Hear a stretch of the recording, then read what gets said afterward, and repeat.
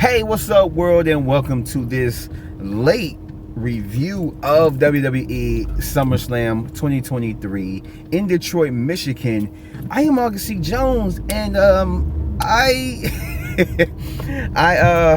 wanted to put this out a little bit earlier, but I just wanted to make sure that I had this review straight because I literally recorded about, like, I want to say almost 50 minutes of stuff, and I'm just like, I could make this a little bit shorter. So here I am recording another review and giving you my thoughts on the whole of the pay-per-view event, and hope you guys like this. So let's go ahead, without further ado, let's get right into it.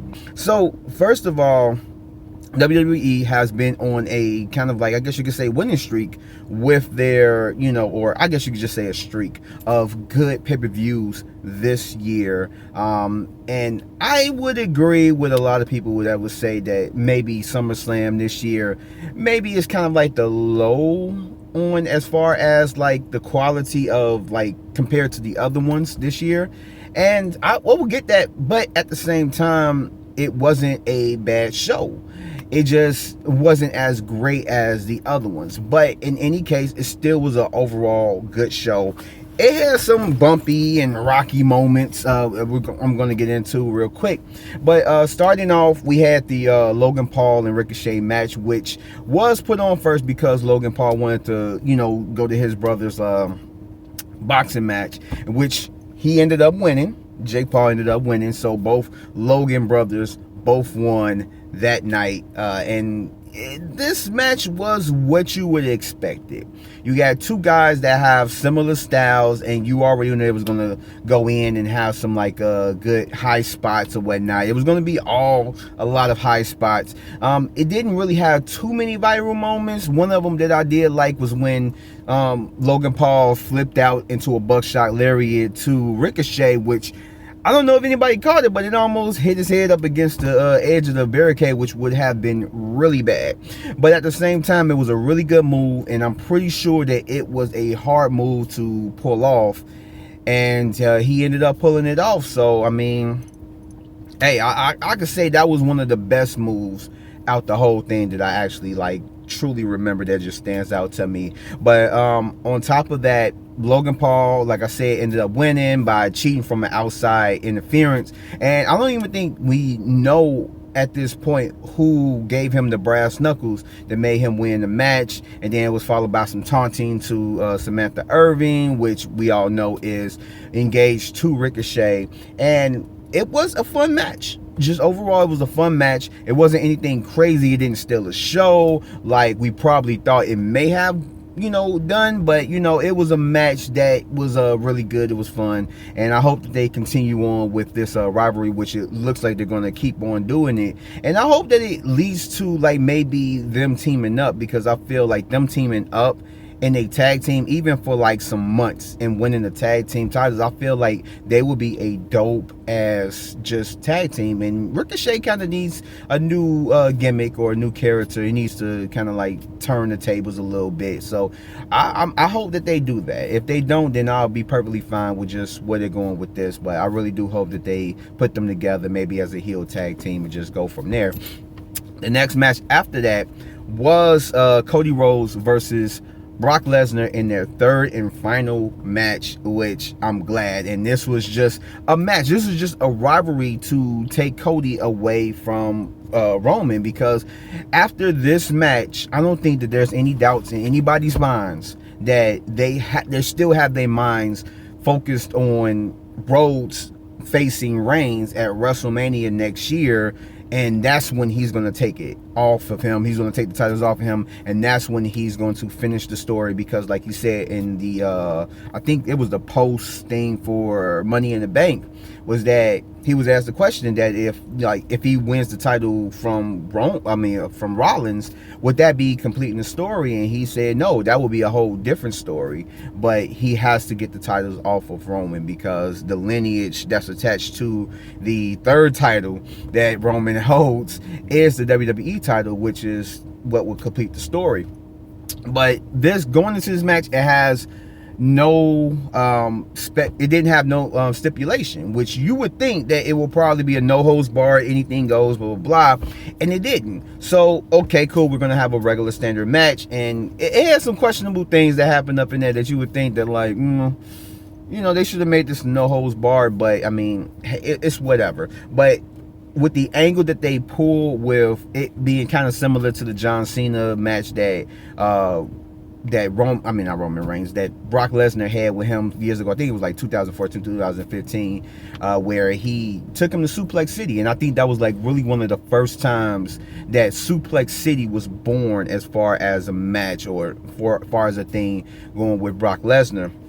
Very similar to that, throwing him out and just letting him take the count out. But, you know, Cody Rhodes, they're building him up as this guy. He's not going to give up. Just kind of like, was it John Cena? He's not going to give up. So he kept coming back in the ring, and like, just Brock was just tossing him around until the end, where he ended up getting the upper hand over Brock, and he ended up winning. He ended up pinning him with three the crossroads, and ended up taking the victory, which I knew going in, because like my predictions, I knew that Ricochet was going to lose, and then in this match I knew that Brock Lesnar was going to lose. I just didn't expect what happened afterwards, because essentially from what we were told, that Brock Lesnar did that on his own. Like he like he shook what's his name? God damn it. He shook Cody's hand, and he hugged him, and then he raised his hand up, basically giving him the stamp of approval.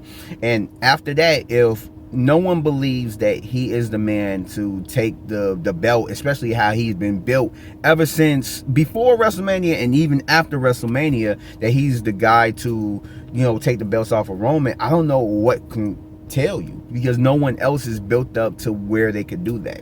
So yeah, this was a good one, and I love the whole ending with like Brock Lesnar giving him respect, and that was really dope, especially with it not being like, you know, planned. So that was actually pretty good. The next match after that was the Slim Jim Battle Royal, and this match was essentially, I guess you could say, a match to put LA Knight on the card. You know, you had, I believe it was they took this instead of Becky versus Trish, and I guess you could say it was two reasons. They wanted to put LA Knight on the card. They wanted to give him something, and this was a way to put him on the card since they didn't have a one-on-one match with him. And then secondly, Slim Jim apparently paid a crap ton of money to have sponsorship on WWE. So this was a way to kill two birds with one stone. And, you know, going into this match, LA Knight was the favorite, not only with the crowd, but even behind the scenes, because LA Knight was one of the few people that actually had a televised entrance, and it was like people were going crazy with it. And then from there on, my pick was LA Knight, and he ended up taking it. We had Omos up in the match, who was the last entrance up in there, took his time to it, but you already know he was the big man in the match that everybody had to team up on at some point or another to get rid of. And it was a pretty decent match. It was a pretty good match, and LA Knight, like I said, ended up taking it, as well as, you know, having a Slim Jim commercial. So it just shows that they have some plans for him.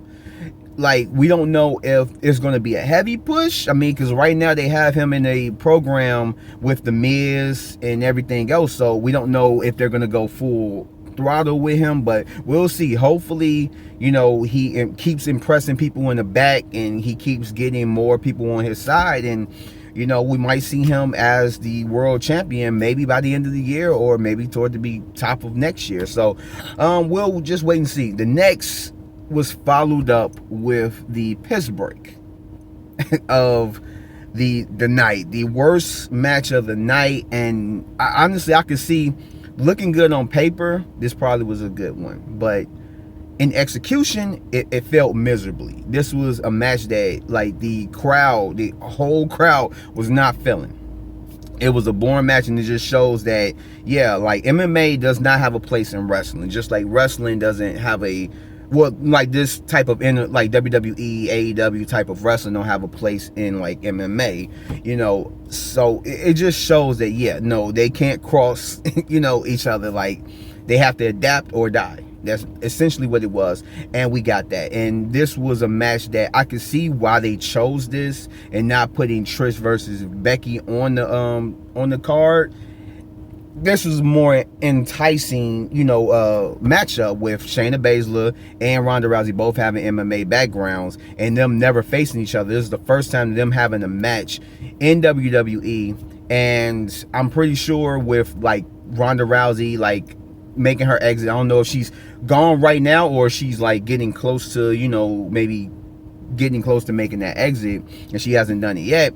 But with that, I'm pretty sure she wanted to have at least one match with Shayna Baszler, and this was the match, and this was like a really poor match. This is a really, really poor match, but it went how I expected it, how everybody else expected it, was that Baszler was going to take it. She ended up choking out Ronda for the win, and yeah, we're going to move on from that because that was just horrible. The next match after that was Gunther versus Drew McIntyre, putting his IC title on the line. And this match, of course, was evenly matched. You got two big guys who are just brutal with their attacks and everything. So just like the Paul and Ricochet match, this went how you would have thought it was going to go. I mean just like how the match was, the good quality of it, as well as the brutality of it and everything else. And with them being so close, with Gunther taking the IC, or, you know, breaking the IC title record that the Honky Tonk Man holds, you knew that they wasn't going to give it to Drew. If that wasn't on the line, if it wasn't no streak with the IC title and no record to break, Drew probably would have took it. I mean, honestly, Sheamus probably would have took it back at, what was it, WrestleMania, that they had that match. But because they had this on the line, this was one of those matches where, yeah, he wasn't going to take it. But it was a good match nonetheless. It was a good match nonetheless. And it was the right outcome. And I'm glad that they did that. And I'm pretty sure that, like, right after he breaks the, you know, thing, they're going to have somebody take it off him. Whether it be Sheamus, Chad Gable, or maybe even Drew McIntyre. Maybe he's going for one more time and then he ended up taking it. But he's going to hold the title until the end, unless something, God forbid, something happens where he falls victim to an injury and has to relinquish it. But fingers crossed. And I'm going to try and get through these last few ones because I'm already like at the 12-minute mark. So the next match was Rollins versus Balor for the world title. And this was a really good match. It was a really good match. And this is where my prediction streak was broken. Speaking of breaking any records, I had Balor for it just because he doesn't have anything like the rest of the Judgment Day. You got Priest holding the Money in the Bank briefcase. You got Rhea Ripley holding the Women's World Championship, and then you have Dirty Dom holding the North American title from NXT. And then he's there. He has nothing. So I'm thinking that they were going to get this to him so that he can finally get his revenge, his vengeance, or whatever you want to call it, that he can finally get his comeuppance on Rollins and take the title that off of him. And I'm not saying that he lost, but, you know, just to kind of get his comeuppance, and he didn't. But it was a good end of the match. I did like it. Of course, we all knew that Judgment Day was going to get involved some way or another, but I didn't see the thing of Damian Priest throwing the briefcase up in there and him grabbing it, Balor grabbing it and doing the curve stomp onto the briefcase. Like, that was a really good end. That was a really good end, especially with the stare that Priest and Rollins gave each other at the end. Like, that literally sold it. But I'm not too disappointed because I feel like it was just more to throw like fire onto the throw more like wood onto the fire or whatnot. But I feel like they could have did that same thing if Balor won, because of the simple fact that Balor has the championship, but Damian still has the briefcase. So you still could have had that tension to where it's like what Balor cashed in on his team member. So you still could have had that, but I mean, I guess they have other things in mind, and maybe someone to take it off him, maybe LA Knight to take it off of Rollins.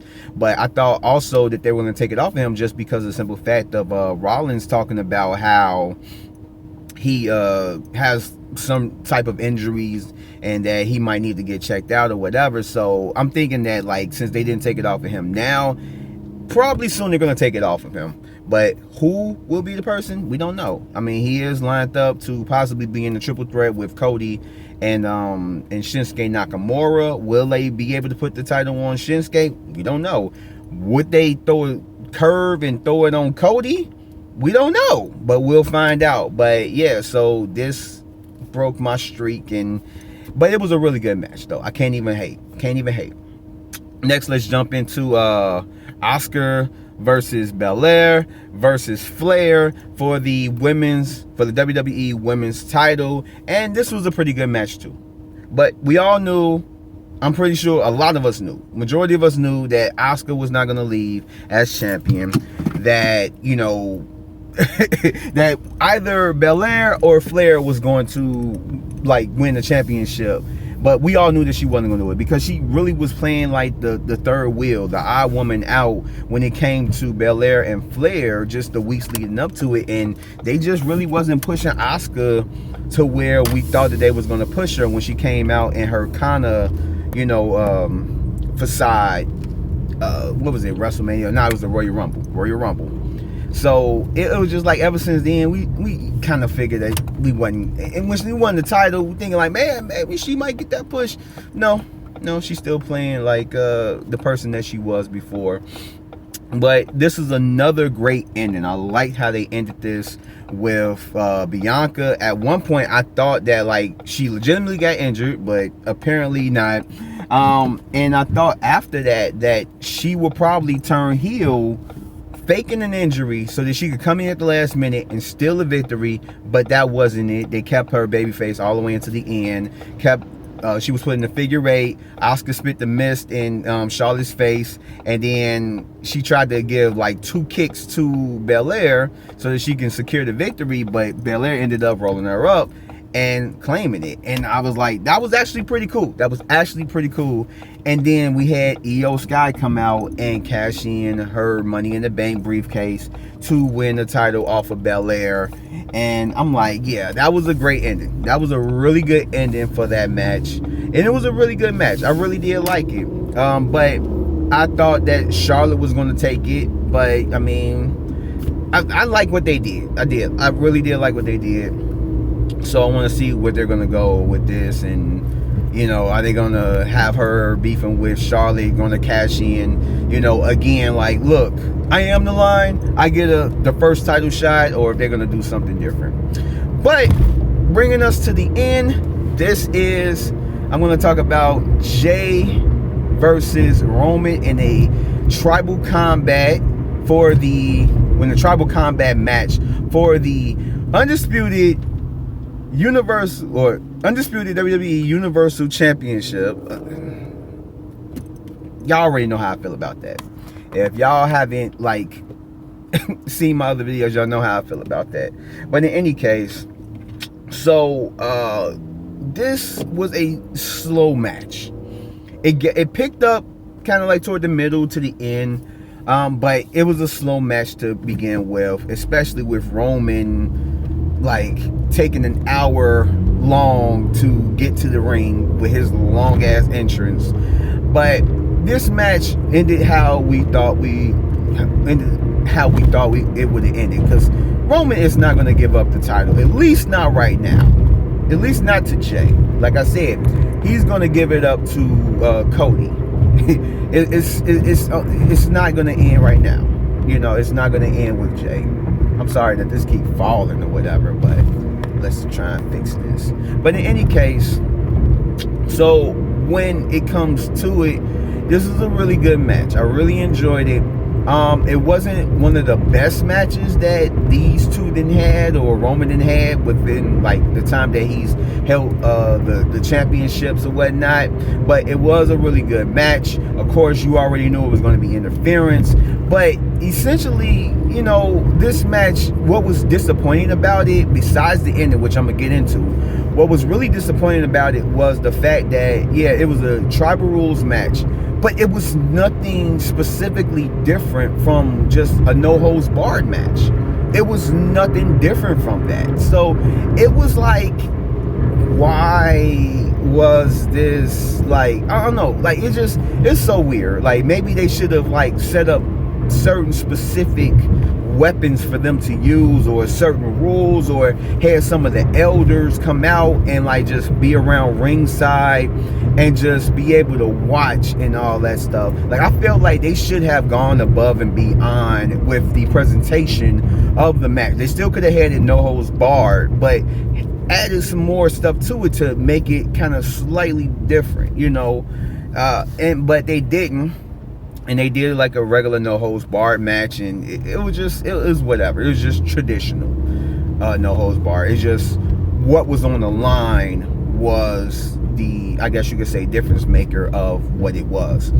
As well as, let's get into the ending. So I heard like people talking about like, what if Jimmy calls Jay the title and blah blah blah. And I'm thinking, like, in my mind, like, no, that wouldn't make sense. Like, you know, not to really get into it, I probably might make a separate video as to that, but it's like, it wouldn't make sense. You know, they did all this stuff to where Jimmy was the one who actually turned on Reigns and got kicked out, and then Jay followed, and, you know, it was just whatever. So for him to interfere and, you know, cause Jay the match, it was like, that would be kind of stupid. Like, it wouldn't make any sense. But apparently WWE didn't think so, because they went along with it.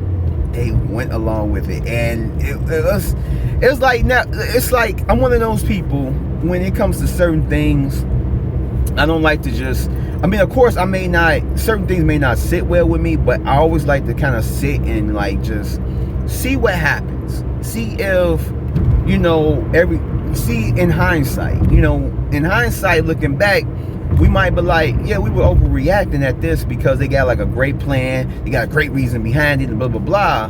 But right now, it's just like, I'm waiting to see what the excuse is, and I can only think that the excuse is that it's just jealousy, that they both want that Reigns drove that like wedge in between the brothers, and had Jimmy looking at Jay like, yo, you over here thinking that you the tribal, that you deserve that, I deserve that, you think that, you know, you're the main event, I'm the main event. It could be something like jealousy or something, and I feel like that's the only real like thing that makes sense when it comes to like what he did and everything else. Because I don't think that he's going back to Roman Reigns. I don't think he's going back to the bloodline, just because of everything that happened between them and all that.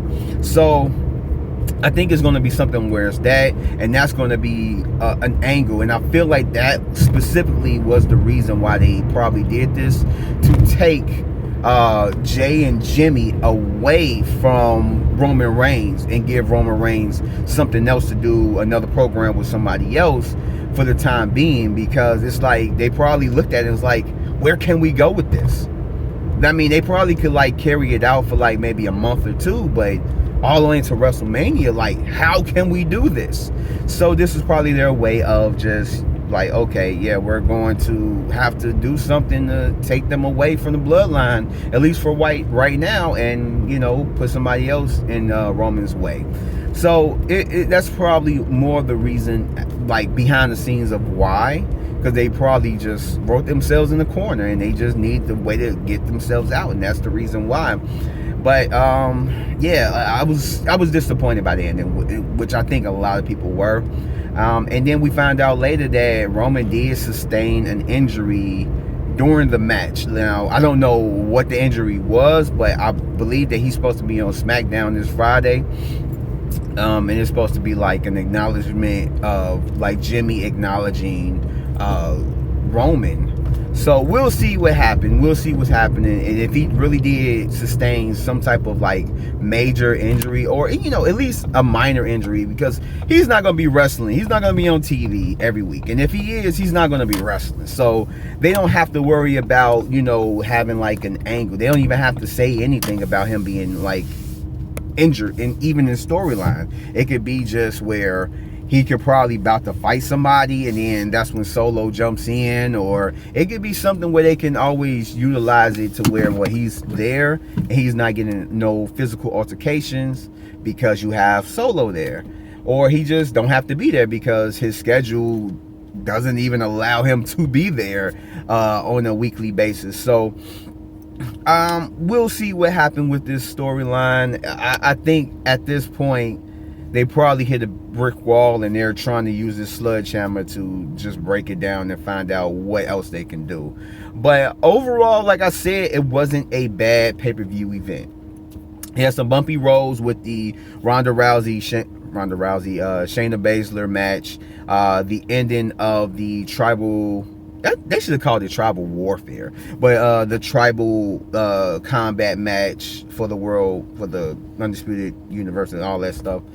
And it had some stuff that was just kind of like, it wasn't like super duper amazing, but I guess you could say for SummerSlam it was good. It just wasn't great. It should have been, I feel like in my eyes, SummerSlam is just or almost as big as WrestleMania, and it should have been that, and it didn't feel that way. It didn't feel like it was a huge big event. Even with the tribal combat match, it just didn't feel that way. But, in any case, it still was a good pay-per-view event. I enjoyed it. I liked the matches, except for the Rousey. We're not even going to talk about that anymore. That was old. It's over. Let's throw that in the trash and not come back to it at all. But, yeah, those are my thoughts on SummerSlam. This review went way longer than what I wanted it to go, but those are my thoughts. So yeah, that was my review of WWE SummerSlam 2023. I hope you guys liked, and if you did, go ahead and hit that like button. Subscribe if you're not. Hit that notification bell for more videos like this, and I will catch you guys on the next one. So peace out, stay safe, and if this doesn't tell you anything other than a lot of times you can't even trust your own family. Your own blood will turn on you and cost you a high position. So keep your eyes out. Don't trust anybody.